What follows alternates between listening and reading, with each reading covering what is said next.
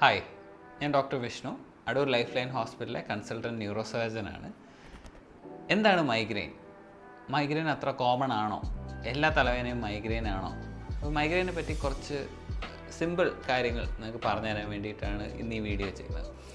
ഇപ്പം മൈഗ്രെയിൻ എന്ന് പറയുന്നത് ഏറ്റവും കോമൺ ആയിട്ട് തലവേദന കാണപ്പെടുന്ന ഒരു കണ്ടീഷനാണ്. ഇപ്പം actually India migraine capital of the world എന്ന് അൺഒഫീഷ്യലി അറിയപ്പെടുന്ന ഒരു രാജ്യമാണ്. കാരണം ശരാശരി മറ്റ് രാജ്യങ്ങളിൽ 100 പേരിൽ ഏകദേശം 15 പേർക്ക് മൈഗ്രെയിൻ ഉണ്ടെങ്കിൽ ഇന്ത്യയിൽ ഓൾമോസ്റ്റ് അത് 25% ആണ്. ചില റീജിയൻസിൽ അപ് ടു 30% വരെ ഉണ്ട്. അതായത് 10ൽ 3 പേർക്ക് മൈഗ്രെയിൻ ഉണ്ട്. അപ്പോൾ എന്താണ് ഈ മൈഗ്രെയിൻ? മൈഗ്രെയിൻ എന്ന് പറഞ്ഞാൽ നമ്മുടെ തലച്ചോറിന് ചുറ്റുമുള്ള രക്തക്കുഴലുകൾക്ക് ചെറിയ പ്രത്യേക സാഹചര്യങ്ങളിൽ വികസിച്ചിട്ട് തലവേദന ഉണ്ടാകുന്ന ഒരവസ്ഥയാണ്. തലവേദന മാത്രമാണോ ഇതിൻ്റെ ലക്ഷണങ്ങൾ? അല്ല. ഇപ്പം യൂഷ്വലി മൈഗ്രെയിൻ ഉള്ളവർക്ക് ഇതിനോടനുബന്ധിച്ച് ഛർദ്ദിക്കാനുള്ള ഒരു പ്രവണത, അല്ലെങ്കിൽ ഛർദിൽ, തലകറക്കം, നടക്കുമ്പോഴുള്ള വേച്ച് പോക്കൽ, കൈകാലുകൾക്കുള്ള പെരുപ്പ്, സൗണ്ട് കേൾക്കുമ്പോഴുള്ള അസ്വസ്ഥത, ലൈറ്റ് കാണുമ്പോഴുള്ള അസ്വസ്ഥത, ഇങ്ങനെയുള്ള ബുദ്ധിമുട്ടുകൾ പൊതുവെ കാണാറുണ്ട്. പൊതുവെ കൂടുതൽ പേർക്കും തലവേദന ഒരു സൈഡിലാണ്, അതും വിങ്ങലായിട്ടാണ് അനുഭവപ്പെടാറ്. കുട്ടികൾക്ക് എന്നാൽ 2 സൈഡും തലവേദന വരാം. കുട്ടികൾക്ക് തലവേദന കാണുന്ന ഏറ്റവും കോമൺ കണ്ടീഷൻസിലൊന്നാണ് മൈഗ്രെയിൻ. പിന്നെ മൈഗ്രെയിന് ഒരു പാരമ്പര്യ ബേസിസ്, ഒരു ഹെറിഡിറ്ററി ബേസിസും ഉണ്ട്. ആക്ച്വലി 50 മുതൽ 75% മൈഗ്രെയിനുകൾക്കും ഒരു ഫെമിലിയൽ ബേസിസ് ഉണ്ടെന്നുള്ളതാണ് പഠനങ്ങൾ കണ്ടെത്തിയിട്ടുള്ളത്. ആൻഡ് പുരുഷന്മാരെ അപേക്ഷിച്ച് സ്ത്രീകൾക്ക് കുറേ കൂടെ കൂടുതലായിട്ട് മൈഗ്രെയിൻ കാണപ്പെടാറുണ്ട്. പിന്നെ മിക്കവർക്കും ഇതിനൊരു ട്രിഗർ അല്ലെങ്കിൽ ട്രിഗേഴ്സ് ഉണ്ടാവും. എന്താണ് ഈ ട്രിഗർ? അതായത് ഇപ്പം ചിലർക്ക് അമിതമായിട്ട് വെയിലോ ലൈറ്റോ അടിക്കുന്നത്, സൗണ്ട്, ചില പ്രത്യേക സൗണ്ടുകളോ, നല്ല ലൗഡായിട്ടുള്ള സൗണ്ടുകൾ, ചില smell, food, especially coffee, chocolate, alcohol, wine ഒക്കെ മൈഗ്രെയിൻ ട്രിഗേഴ്സ് ആയിരിക്കാം. അപ്പോൾ ഇത് കൂടാതെ ചിലർക്ക് പീരിയഡ് സമയത്ത് വരാം, ഉറക്കം പ്രോപ്പറായിട്ട് കിട്ടിയില്ലെങ്കിൽ വരാം. പിന്നെ അപ്പം എന്തൊക്കെയാണ് നമ്മൾ ക്ലാസിക്കലി നമ്മൾ മൈഗ്രെയിനിൽ കണ്ടുവരുന്ന ലക്ഷണങ്ങളെന്ന് പറഞ്ഞാൽ, നമുക്ക് തലവേദന തുടങ്ങുന്നതിന് മുൻപായിട്ട് തന്നെ ചിലർക്ക് ഓറ എന്ന് പറഞ്ഞൊരു പ്രതിഭാസം ഉണ്ടാകും. അപ്പോൾ ഓറ എന്ന് പറയുന്നത് സാധാരണ ഒരു സെറ്റ് ഓഫ് ലക്ഷണങ്ങൾ, അത് വന്ന് വേഗം തന്നെ മാറും പൂർണ്ണമായിട്ടും.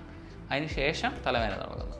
അപ്പോൾ എന്തൊക്കെയാണ് ഈ ഓറയിൽ വരുന്ന ലക്ഷണങ്ങളെന്ന് പറഞ്ഞാൽ, ഏറ്റവും കൂടുതൽ പേർക്ക് 90% ആൾക്കാർക്കും കാഴ്ചയ്ക്കുള്ള ബുദ്ധിമുട്ടുകളാണ്. അതായത് കണ്ണിനകത്തൊരു വെളിച്ചം പോലെയോ ഒരു മിന്നൽ പോലെയോ, അല്ലെങ്കിൽ കാഴ്ചയുടെ ഒരു ഭാഗം മങ്ങൽ പോലെ, ആ സമയത്ത് വായിക്കാനൊന്നും പറ്റില്ല, വ്യക്തത ഉണ്ടാവില്ല, നമ്മൾ ഒരു കാര്യം കാണുമ്പോഴത്തേക്കും വ്യക്തത ഉണ്ടാവില്ല. അപ്പോൾ അതാണ് ഏറ്റവും കോമൺ ആയിട്ട് കാണുന്നത്. ചിലർക്ക് ഇത് കൂടാതെ കൈയിനകത്ത് മരവിപ്പ്, പെരുപ്പ്, സംസാരത്തിന് കുഴച്ചിൽ ഒക്കെ കാണാം. പക്ഷെ അത് യൂഷ്വലി ഒരു മണിക്കൂറിനകത്ത് തന്നെ പൂർണ്ണമായിട്ടും മാറും. അപ്പോൾ അതാണ് ഓറ. എല്ലാവർക്കും ഓറ ഉണ്ടാവില്ല.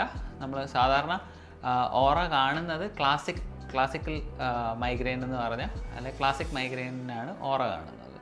കോമൺ മൈഗ്രെയിൻ എന്ന് പറഞ്ഞ മൈഗ്രെയിന് സാധാരണ ഈ ഓറ കാണാറില്ല.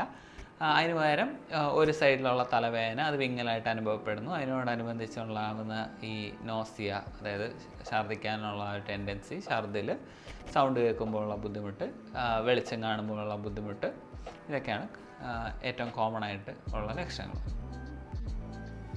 ഇനി ഇതിൻ്റെ ട്രീറ്റ്മെൻറ്റിനെ പറ്റി പറയുകയാണെങ്കിൽ, മൈഗ്രെയിന് 2-3 ഘടകങ്ങളാണ് ട്രീറ്റ്മെൻറ്റിൽ വരുന്നത്.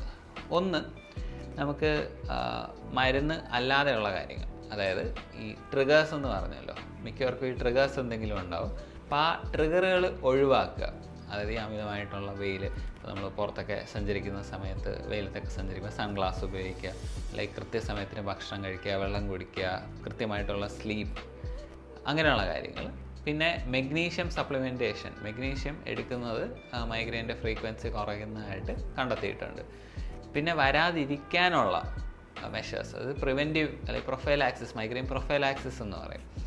അപ്പം മൈഗ്രെയിൻ പ്രൊഫൈലാക്സിസ് നമ്മുടെ American association of neurology guidelines പ്രകാരമാണെങ്കിൽ അവരുടെ റെക്കമെൻഡഡ് ആയിട്ടുള്ള കുറച്ച് മരുന്നുകളുണ്ട്. അപ്പം ആ മരുന്നുകൾ നമ്മൾ സാധാരണ മിനിമം ഓഫ് 6 months, 6 മാസമെങ്കിലും മുതൽ ഒരു വർഷം വരെ എടുക്കേണ്ടി വരും. പിന്നെ നമ്മളത് പതുക്കെ ഡോസ് കുറച്ച് നിർത്താറാണ് പതിവ്. പിന്നെ അബോർട്ടീവ് മെഡിസിൻസ് ഉണ്ട്. അതായത് ഇപ്പം ശക്തമായിട്ടുള്ള തലവേദന, മൈഗ്രെയിൻ തലവേദന വന്നു കഴിഞ്ഞാൽ കഴിക്കാനുള്ള മരുന്നുകൾ.